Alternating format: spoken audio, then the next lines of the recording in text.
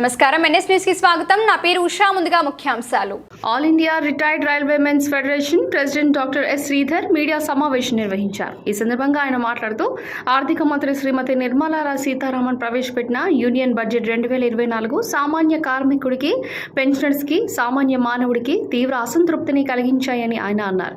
All India senior citizens క్యాండిడేటేషన్ September 5వ తారీఖు జంతర్ మంతర్ దగ్గర నిరసన ప్రదర్శన చేసి మా యొక్క హక్కులను సాధిస్తామని ఆయన అన్నారు. ఫైనాన్స్ మినిస్టర్ శ్రీమతి నిర్మలా సీతారామన్ గారు ఈ నెల 23వ తేదీన పార్లమెంట్లో యూనియన్ బడ్జెట్ 2024 ప్రవేశపెట్టడం జరిగింది. ఈ బడ్జెట్ ఇంతకుముందు 4 నెలలకు బడ్జెట్ అయితే ఇప్పుడు 8 నెలల బడ్జెట్, ఫుల్ బడ్జెట్ ప్రవేశపెట్టడం జరిగింది. దీంట్లో మా సీనియర్ సిటిజన్స్ కానీ, పెన్షనర్స్ కానీ, కార్మిక వర్గానికి కానీ ఎటువంటి న్యాయం జరగలేదు. మాకు all India senior citizen confederation తరఫున 15 కోట్ల మంది పెన్షనర్స్ ఉన్నారు, 15 కోట్ల మంది సీనియర్ సిటిజన్స్ ఉన్నారు. సో ఈ సీనియర్ సిటిజన్కి మేము రైల్వే కన్సెషన్ ఒకటి అడిగాము. చాలా రోజుల నుంచి 2020కి ముందర మాకు సీనియర్ సిటిజన్కి 40% కన్సెషను, మహిళలకైతేనేమో 40% కన్సెషన్, 50% కన్సెషన్ ఉండింది. పురుషులకి 50%, పురుషులకి 40%, మహిళలకి 50% కన్సెషన్ ఉండింది. ఈ కన్సెషన్ని పునరుద్ధరించాలని చెప్పేసి మనం మరీ రైల్వే మంత్రిత్వ శాఖని, రైల్వే మంత్రిని, ప్రధానమంత్రిని, ఆర్థిక మంత్రిని ఎన్నో వినతి పత్రాలు సమర్పించాము. కానీ కూడా మన బడ్జెట్లో ఏమాత్రము ఈ రైల్వే కన్సెషన్ గురించి, రెస్టోరేషన్ ఆఫ్ రైల్వే కన్సెషన్ని పునరుద్ధరించాలని, మళ్ళీ కన్సెషన్ ఇవ్వాలని ఎక్కడ మాట్లాడలేదు. ఇది చాలా బాధాకరము. అట్లాగే కార్మిక వర్గానికి, మాకు పెన్షనర్స్ కానీ, సర్వింగ్ ఎంప్లాయీస్ కానీ 8వ పే కమిషన్ ఇవ్వాలని, 7వ పే కమిషన్లో మాకు చాలా అన్యాయం జరిగింది. 7వ పే కమిషన్లో 14% మాకు బెనిఫిట్ వచ్చింది. 6వ పే కమిషన్లో 40% బెనిఫిట్ వచ్చింది. 7వ పే కమిషన్లో ఫిట్మెంట్ ఫార్ములా 2.57 చాలా తక్కువ ఉంది.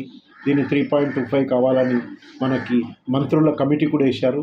మంత్రుల కమిటీ వేసిన తర్వాత కూడా ఇప్పుడు 2026 నుంచి 8వ పే కమిషన్ అమలు పరచాల్సిన అవసరం ఉంది. దీనికి ఒక కమిటీ వేయాలి, 8వ పే కమిషన్ అపాయింట్ చేయాలా.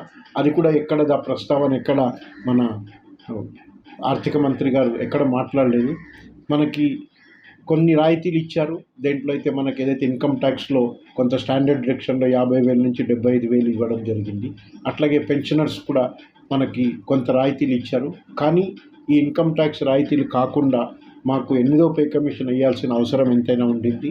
అట్లాగే 18 నెలల డియర్నెస్ అలవెన్స్ అరియర్స్ కూడా దాని గురించి ఎక్కడేం మాట్లాడట్లేదు. ఇంకోటి parliamentary committee recommendations, 3 recommendations parliamentary committee చేసింది. అదేమంటే ప్రతి సంవత్సరము 5 సంవత్సరాలకు ఒకసారి 5% పెన్షన్లో పెంపు ఉండాలని, 5 సంవత్సరాలకు ఒకసారి 80 సంవత్సరాల వరకు ప్రతి 5 సంవత్సరాలకి 5% పెన్షన్లో పెంపు ఉండాలని చెప్పేసి, ఇంకోటి ఫిక్స్డ్ మెడికల్ అలవెన్స్ ఏదైతే 1000 రూపాయలు ఇస్తున్నారో దాన్ని 3000 ఇవ్వాలని చెప్పేసి, అట్లాగే కమ్యూటేషన్ మేము రిటైర్మెంట్ అప్పుడు ఏదైతే కొంత అమౌంట్ 40% కమ్యూటేషన్ చేస్తామో దాన్ని 15 సంవత్సరాలకి బదులు 12 సంవత్సరాలకే రెస్టోర్ చేయాలని చెప్పేసి, ఇది కూడా పార్లమెంటరీ కమిటీ 3 రికమెండేషన్స్ కూడా దాని గురించి ఎక్కడ ప్రస్తావన రాలేదు. దాన్ని అమలుపరచడానికి ఎటువంటి సూచనలు కనిపించట్లేదు. ఇది చాలా బాధాకరము కార్మిక వర్గానికి. మన దేశంలో ఉన్న అన్ఎంప్లాయీస్ ఎవరైతే ఉన్నారో, ఇప్పుడు నిరుద్యోగులకి ఉద్యోగ కల్పించడానికి కొన్ని స్కీమ్స్ ఏదైతే ఇంట్రడ్యూస్ చేశారో దాన్ని స్వాగతిస్తున్నాము. ఎందుకంటే ఈ అన్ఎంప్లాయ్మెంట్ అనేది పెరిగిపోతుంది, నిరుద్యోగ సమస్య అనేది పెరిగిపోతుంది. వీళ్ళకి స్కిల్ డెవలప్మెంట్ ట్రైనింగ్ ఇవ్వాలని చెప్పి, నైపుణ్యత గల ట్రైనింగ్ ఇవ్వాలని చెప్పి, వీళ్ళు కాలేజీ నుంచి బయటకు వచ్చేటప్పుడే వీరికి మంచి ప్రొఫెషనల్ ట్రైనింగ్ ఇచ్చి వీళ్ళు ఉద్యోగాల్లో వచ్చినప్పుడు ఎటువంటి ఇబ్బందులు ఉండకూడదని చెప్పి ఒక కొత్త స్కీమ్స్ని ఏవైతే తీసుకొచ్చారో నిరుద్యోగుల కోసం, దాన్ని మేము ఆహ్వానిస్తున్నాము. మహిళలకు కూడా పెద్దగా న్యాయం జరగలేదు. మహిళలకు ఏవైతే స్కీమ్స్ ఉన్నాయో వాటిలో కూడా మనకేమి ఎక్కడ రాయితీలు ఏమీ కనిపించట్లేదు.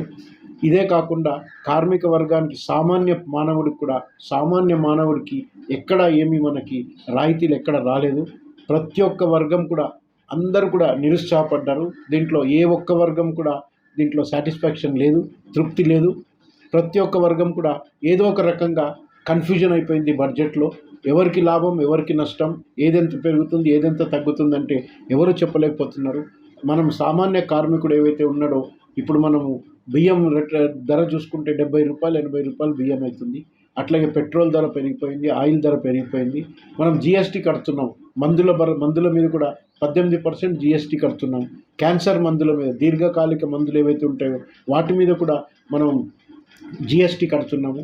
మేము జిఎస్టీ దీని మీద ఎగ్జామ్ చేయాలా, మందులు ఏదైతే దీర్ఘకాలిక వ్యాధికి వాడే మందులు ఏవైతే ఉంటాయో, క్యాన్సర్ కానీ డయాబెటిక్ కానీ బీపీకి కానీ వీటికి వాడే మందుల మీద జిఎస్టీ అనేది రద్దు చేయాలని చెప్పేసి కూడా అడగడం జరిగింది. దాని మీద కూడా ఎక్కడ కనికరం చూపెట్టలేదు. సో సామాన్య కార్మికుడికి ఇది ఏ రకంగా కూడా ఉపయోగపడదు అని చెప్పేసి మేము భావిస్తున్నాము. అట్లాగే ఇది ఓన్లీ పెట్టుబడిదారి వర్గానికి మేలు చేయడానికి ఈ పెద్ద పెద్ద ప్రాజెక్టులు, కొత్త స్కీమ్లు కొత్తవి తీసుకొస్తే దాంతో పెట్టుబడిదారి వర్గం ఒకటే బాగుపడుతుంది.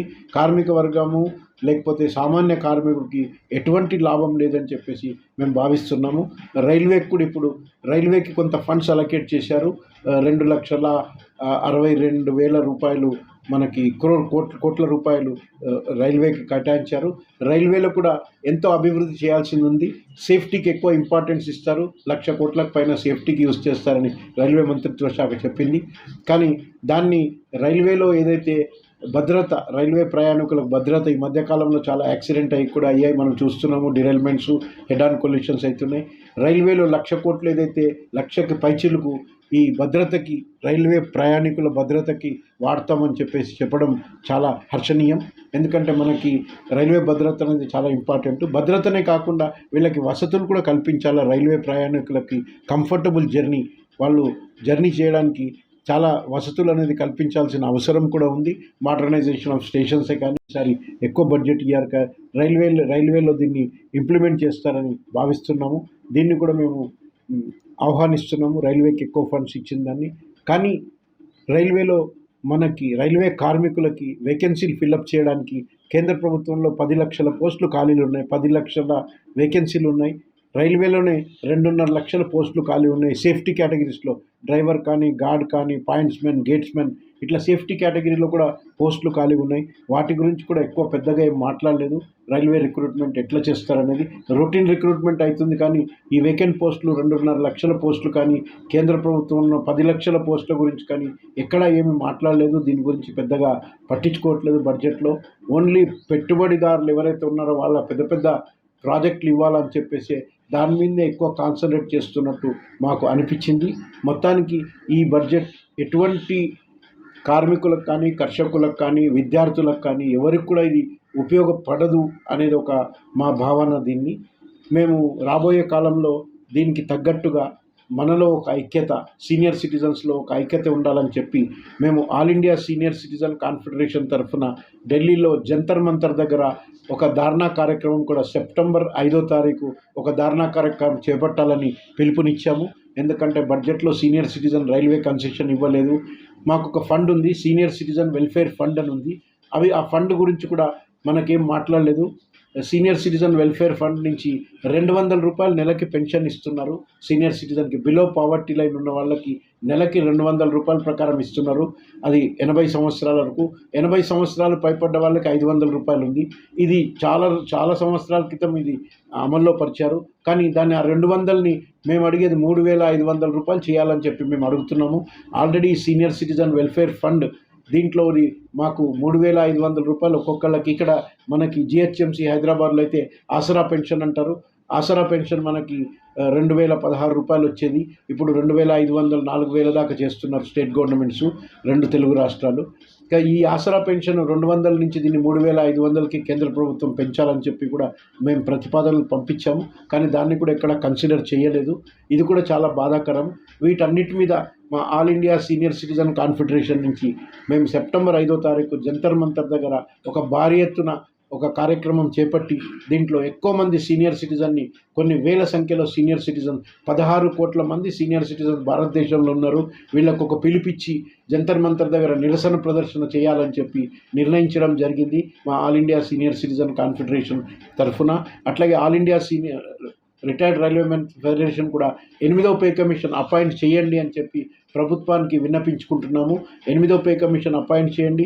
కొత్త పెన్షన్ విధానాన్ని రద్దు చేసి పాత పెన్షన్ విధానాన్ని పునరుద్ధరించండి, అందరికీ పాత పెన్షన్ విధానం ప్రకారం పెన్షన్ ఇవ్వండి అని చెప్పేసి మనం అడుగుతున్నాము.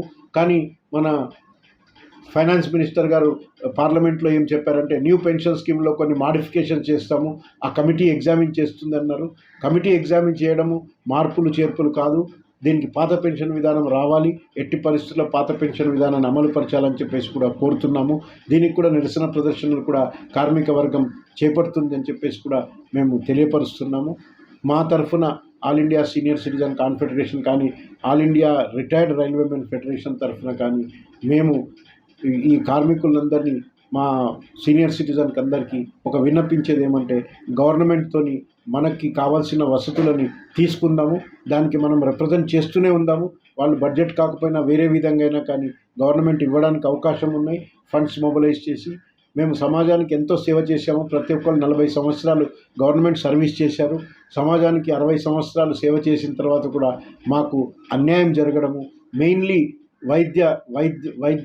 వైద్యం అనేది మనకు కావాలి. వైద్యం అనేది మెరుగుపరచాలి, వైద్య సదుపాయాలు సీనియర్ సిటిజన్కి మెరుగుపరచాలి. కార్పొరేట్ హాస్పిటల్లో ఫ్రీ వైద్యం పెట్టాలి. ఏదైతే ఆయుష్మాన్ భారత్ స్కీమ్ ఉందో అది అందరు సీనియర్ సిటిజన్ కూడా అమలుపరచాలి. ఆయుష్మాన్ భారత్ స్కీమ్ అనేది ఇప్పుడు సీనియర్ సిటిజన్కి అందరికీ లేదు. అది కూడా ఆయుష్మాన్ భారత్ కూడా అందరు సీనియర్ సిటిజన్ 60 సంవత్సరాలు పైపడ్డ వాళ్ళకంతా అమలుపరచాలని చెప్పి కూడా రిప్రజెంటేషన్ ఇవ్వడం జరిగింది. ఇవి ఎక్కడ బడ్జెట్లో దీని గురించి ఎక్కడ ప్రస్తావించలేదని చెప్పడం చాలా బాధాకరం. ఇంకా మనకు కొన్ని డీటెయిల్స్ రాలేదు, బడ్జెట్ డీటెయిల్స్. ఇంకా బడ్జెట్ డీటెయిల్స్ వస్తే మనకు కొన్ని విషయాలు తెలుస్తుంది. ఏదన్నా మనకి ఫేవరబుల్గా ఉంటే డెఫినెట్లీ మేము హర్షిస్తాము. మనకి ఫేవరబుల్గా లేదని ఇప్పటిదాకా వచ్చిన సమాచారాన్ని బట్టి చూస్తే సీనియర్ సిటిజన్ కానీ పెన్షనర్స్ కానీ ఎక్కడ ఏమీ ఫేవర్ ఉన్నట్టు కనిపించట్లేదు. వేచి చూద్దాం. దీనికి ఫుల్ డీటెయిల్స్ వచ్చిన తర్వాత బడ్జెట్ అలొకేషన్స్ ఇంకా రావాల్సింది ఉంది. పింక్ బుక్ కూడా రాలేదు, రైల్వే అలొకేషన్ ఆఫ్ బడ్జెట్ కూడా. ఇది వచ్చిన తర్వాత ఇంకా కొన్ని విషయాలు మనకు తెలుస్తాయి. దాని తర్వాత మేము దీన్ని స్పందిస్తాము. ఇంకా ఫ్యూచర్ కోర్స్ ఆఫ్ యాక్షన్ ఇంకా ఏం చేయాలనే దాన్ని కూడా మనము మళ్ళీ కూడా మా committee annual general body meeting call for చేసి దాంట్లో ఒక నిర్ణయం తీసుకోవడం జరుగుతుంది. ఈసారి ఎక్కువ బడ్జెట్ ఇయర్ రైల్వేలో దీన్ని ఇంప్లిమెంట్ చేస్తారని భావిస్తున్నాము. దీన్ని కూడా మేము ఆహ్వానిస్తున్నాము, రైల్వేకి ఎక్కువ ఫండ్స్ ఇచ్చిన దాన్ని. కానీ రైల్వేలో రైల్వే కార్మికులకి వేకెన్సీలు ఫిల్అప్ చేయడానికి కేంద్ర ప్రభుత్వంలో 10 లక్షల పోస్టులు ఖాళీలు ఉన్నాయి, 10 లక్షల వేకెన్సీలు ఉన్నాయి. రైల్వేలోనే 2.5 లక్షల పోస్టులు ఖాళీ ఉన్నాయి. సేఫ్టీ కేటగిరీస్లో డ్రైవర్ కానీ, గార్డ్ కానీ, పాయింట్స్మెన్, గేట్స్మెన్, ఇట్లా సేఫ్టీ కేటగిరీలో కూడా పోస్టులు ఖాళీ ఉన్నాయి. వాటి గురించి కూడా ఎక్కువ పెద్దగా ఏం మాట్లాడలేదు. రైల్వే రిక్రూట్మెంట్ ఎట్లా చేస్తారనేది రొటీన్ రిక్రూట్మెంట్ అవుతుంది. కానీ ఈ వేకెంట్ పోస్టులు 2.5 లక్షల పోస్టులు కానీ, కేంద్ర ప్రభుత్వంలో 10 లక్షల పోస్టుల గురించి కానీ ఎక్కడా ఏమీ మాట్లాడలేదు. దీని గురించి పెద్దగా పట్టించుకోవట్లేదు బడ్జెట్లో. ఓన్లీ పెట్టుబడిదారులు ఎవరైతే ఉన్నారో వాళ్ళ పెద్ద పెద్ద ప్రాజెక్టులు ఇవ్వాలని చెప్పేసి దాని మీదే ఎక్కువ కాన్సన్ట్రేట్ చేస్తున్నట్టు మాకు అనిపించింది. మొత్తానికి ఈ బడ్జెట్ ఎటువంటి కార్మికులకు కానీ, కర్షకులకు కానీ, విద్యార్థులకు కానీ ఎవరికి కూడా ఇది ఉపయోగపడదు అనేది ఒక మా భావన. దీన్ని మేము రాబోయే కాలంలో దీనికి తగ్గట్టుగా మనలో ఒక ఐక్యత, సీనియర్ సిటిజన్స్లో ఒక ఐక్యత ఉండాలని చెప్పి మేము all India senior citizen confederation తరఫున ఢిల్లీలో జంతర్ మంతర్ దగ్గర ఒక ధారణా కార్యక్రమం కూడా సెప్టెంబర్ 5వ తారీఖు ఒక ధారణా కార్యక్రమం చేపట్టాలని పిలుపునిచ్చాము. ఎందుకంటే బడ్జెట్లో సీనియర్ సిటిజన్ రైల్వే కన్సెషన్ ఇవ్వలేదు. మాకు ఒక ఫండ్ ఉంది, సీనియర్ సిటిజన్ వెల్ఫేర్ ఫండ్ అని ఉంది. ఆ ఫండ్ గురించి కూడా మనకేం మాట్లాడలేదు. సీనియర్ సిటిజన్ వెల్ఫేర్ ఫండ్ నుంచి 200 రూపాయలు నెలకి పెన్షన్ ఇస్తున్నారు. సీనియర్ సిటిజన్కి బిలో పావర్టీ లైన్ ఉన్న వాళ్ళకి నెలకి 200 రూపాయల ప్రకారం ఇస్తున్నారు. అది 80 సంవత్సరాల వరకు. 80 సంవత్సరాలు పైపడ్డ వాళ్ళకి 500 రూపాయలు ఉంది. ఇది చాలా సంవత్సరాల క్రితం ఇది అమల్లో పరిచారు. కానీ దాన్ని ఆ 200ని మేము అడిగేది 3,500 రూపాయలు చేయాలని చెప్పి మేము అడుగుతున్నాము. Already senior citizen welfare fund దీంట్లో మాకు 3,500 రూపాయలు ఒక్కొక్కళ్ళకి. ఇక్కడ మనకి జిహెచ్ఎంసీ హైదరాబాద్లో అయితే ఆసరా పెన్షన్ అంటారు. ఆసరా పెన్షన్ మనకి 2,016 రూపాయలు వచ్చేది. ఇప్పుడు 2,500, 4,000 దాకా చేస్తున్నారు స్టేట్ గవర్నమెంట్స్, 2 తెలుగు రాష్ట్రాలు. ఈ ఆసరా పెన్షన్ 200 నుంచి దీన్ని 3,500కి కేంద్ర ప్రభుత్వం పెంచాలని చెప్పి కూడా మేము ప్రతిపాదనలు పంపించాము. కానీ దాన్ని కూడా ఎక్కడ కన్సిడర్ చేయలేదు. ఇది కూడా చాలా బాధాకరం. వీటన్నిటి మీద మా all India senior citizen confederation నుంచి మేము సెప్టెంబర్ 5వ తారీఖు జంతర్ మంతర్ దగ్గర ఒక భారీ ఎత్తున ఒక కార్యక్రమం చేపట్టి దీంట్లో ఎక్కువ మంది సీనియర్ సిటిజన్ని, కొన్ని వేల సంఖ్యలో సీనియర్ సిటిజన్, 16 కోట్ల మంది సీనియర్ సిటిజన్ భారతదేశంలో ఉన్నారు. వీళ్ళకు ఒక పిలిపిచ్చి జంతర్ మంతర్ దగ్గర నిరసన ప్రదర్శన చేయాలని చెప్పి నిర్ణయించడం జరిగింది మా all India senior citizen confederation తరఫున. అట్లాగే all India retired railwaymen federation కూడా 8వ పే కమిషన్ అపాయింట్ చేయండి అని చెప్పి ప్రభుత్వానికి విన్నపించుకుంటున్నాము. 8వ పే కమిషన్ అపాయింట్ చేయండి, కొత్త పెన్షన్ విధానాన్ని రద్దు చేసి పాత పెన్షన్ విధానాన్ని పునరుద్ధరించండి, అందరికీ పాత పెన్షన్ విధానం ప్రకారం పెన్షన్ ఇవ్వండి అని చెప్పేసి మనం అడుగుతున్నాము. కానీ మన ఫైనాన్స్ మినిస్టర్ గారు పార్లమెంట్లో ఏం చెప్పారంటే న్యూ పెన్షన్ స్కీమ్లో కొన్ని మాడిఫికేషన్ చేస్తాము, ఆ కమిటీ ఎగ్జామిన్ చేస్తుంది అన్నారు. కమిటీ ఎగ్జామిన్ చేయడము మార్పులు చేర్పులు కాదు, దీనికి పాత పెన్షన్ విధానం రావాలి, ఎట్టి పరిస్థితుల్లో పాత పెన్షన్ విధానాన్ని అమలుపరచాలని చెప్పేసి కూడా కోరుతున్నాము. దీనికి కూడా నిరసన ప్రదర్శనలు కూడా కార్మిక వర్గం చేపడుతుంది అని చెప్పేసి కూడా మేము తెలియపరుస్తున్నాము. మా తరఫున all India senior citizen confederation కానీ all India retired railwaymen federation తరఫున కానీ మేము ఈ కార్మికులందరినీ, మా సీనియర్ సిటిజన్కి అందరికీ ఒక విన్నపించేది ఏమంటే గవర్నమెంట్తోని మనకి కావాల్సిన వసతులని తీసుకుందాము, దానికి మనం రిప్రజెంట్ చేస్తూనే ఉందాము. వాళ్ళు బడ్జెట్ కాకపోయినా వేరే విధంగా అయినా కానీ గవర్నమెంట్ ఇవ్వడానికి అవకాశం ఉన్నాయి. ఫండ్స్ మొబిలైజ్ చేసి మేము సమాజానికి ఎంతో సేవ చేశాము. ప్రతి ఒక్కరు 40 సంవత్సరాలు గవర్నమెంట్ సర్వీస్ చేశారు. సమాజానికి 60 సంవత్సరాలు సేవ చేసిన తర్వాత కూడా మాకు అన్యాయం జరగడము, మెయిన్లీ వైద్యం అనేది మనకు కావాలి. వైద్యం అనేది మెరుగుపరచాలి, వైద్య సదుపాయాలు సీనియర్ సిటిజన్కి మెరుగుపరచాలి. కార్పొరేట్ హాస్పిటల్లో ఫ్రీ వైద్యం పెట్టాలి. ఏదైతే ఆయుష్మాన్ భారత్ స్కీమ్ ఉందో అది అందరు సీనియర్ సిటిజన్ కూడా అమలుపరచాలి. ఆయుష్మాన్ భారత్ స్కీమ్ అనేది ఇప్పుడు సీనియర్ సిటిజన్కి అందరికీ లేదు. అది కూడా ఆయుష్మాన్ భారత్ కూడా అందరు సీనియర్ సిటిజన్ 60 సంవత్సరాలు పైపడ్డ వాళ్ళకంతా అమలుపరచాలని చెప్పి కూడా రిప్రజెంటేషన్ ఇవ్వడం జరిగింది. ఇవి ఎక్కడ బడ్జెట్లో దీని గురించి ఎక్కడ ప్రస్తావించలేదని చెప్పడం చాలా బాధాకరం. ఇంకా మనకు కొన్ని డీటెయిల్స్ రాలేదు, బడ్జెట్ డీటెయిల్స్. ఇంకా బడ్జెట్ డీటెయిల్స్ వస్తే మనకు కొన్ని విషయాలు తెలుస్తుంది. ఏదన్నా మనకి ఫేవరబుల్గా ఉంటే డెఫినెట్లీ మేము హర్షిస్తాము. మనకి ఫేవరబుల్గా లేదని ఇప్పటిదాకా వచ్చిన సమాచారాన్ని బట్టి చూస్తే సీనియర్ సిటిజన్ కానీ పెన్షనర్స్ కానీ ఎక్కడ ఏమీ ఫేవర్ ఉన్నట్టు కనిపించట్లేదు. వేచి చూద్దాం. దీనికి ఫుల్ డీటెయిల్స్ వచ్చిన తర్వాత బడ్జెట్ అలొకేషన్స్ ఇంకా రావాల్సింది ఉంది. పింక్ బుక్ కూడా రాలేదు, రైల్వే అలొకేషన్ ఆఫ్ బడ్జెట్ కూడా. ఇది వచ్చిన తర్వాత ఇంకా కొన్ని విషయాలు మనకు తెలుస్తాయి. దాని తర్వాత మేము దీన్ని స్పందిస్తాము. ఇంకా ఫ్యూచర్ కోర్స్ ఆఫ్ యాక్షన్ ఇంకా ఏం చేయాలనే దాన్ని కూడా మనము మళ్ళీ కూడా మా committee annual general body meeting call for చేసి దాంట్లో ఒక నిర్ణయం తీసుకోవడం జరుగుతుంది.